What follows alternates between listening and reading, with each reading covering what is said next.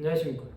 오늘은 로마서 9장 22절에서 26절의 말씀으로 하나님의 진노와 공의를 두 번째라는 제목으로 하나님의 말씀을 나누고자 합니다.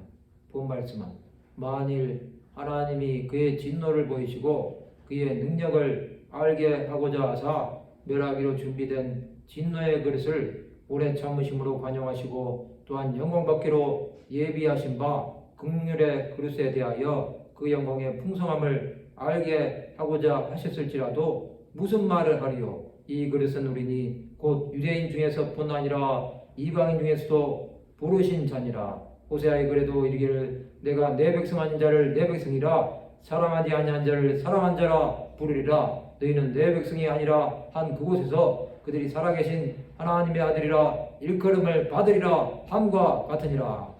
하나님은 진노와 권능을 나타내기 원하셨습니다.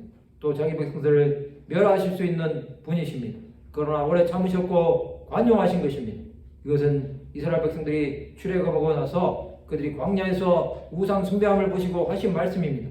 하나님은 자기 백성들을 진멸하시고 모세를 통하여 큰 나라가 되기를 원하셨습니다. 그러나 모세는 자기 백성들을 위해 간구함으로 하나님께서 진노를 거두게 하신 것입니다.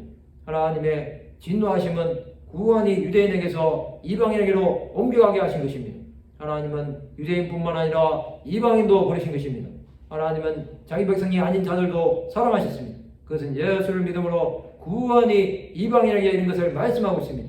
이방인은 하나님의 구원과 상관이 없는 자였습니다. 그러나 하나님의 자비하심을 입은 것입니다. 그것은 유대인들이 하나님의 뜻대로 살지 않으므로 그들의 구원을 잠시 보류하신 것입니다. 호세아는 여호와는 구원하신다는 뜻입니다. 하나님의 진노는 도저히 구원받을 수 없는 이방인이 구원함을 받게 하신 것입니다.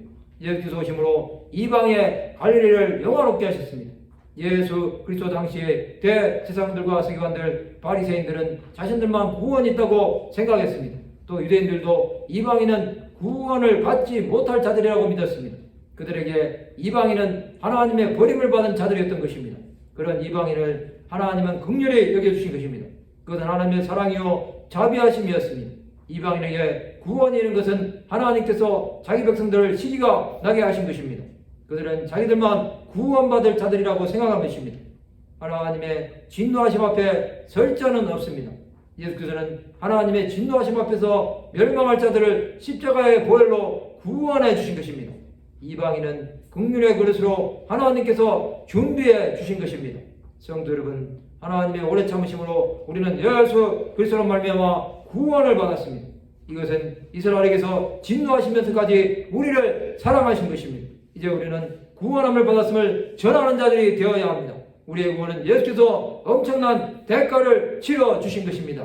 말씀을 마치고자 합니다. 하나님의 긍휼로 하나님의 아들이 됨을 믿는 하나님의 백성들이 되시기를 주님의 이름으로 축원합니다.